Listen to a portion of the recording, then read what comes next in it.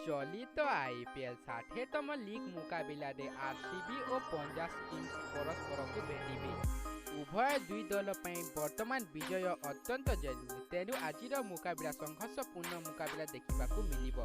वर्तमान केवल विजय से बोली महत्व रखुना, विजय सह गणित मध्य जरूरी। आरसीबी 12टी मैच खेली बेले 14 पॉइंट हासिल कर रन रेट -0.155 रही।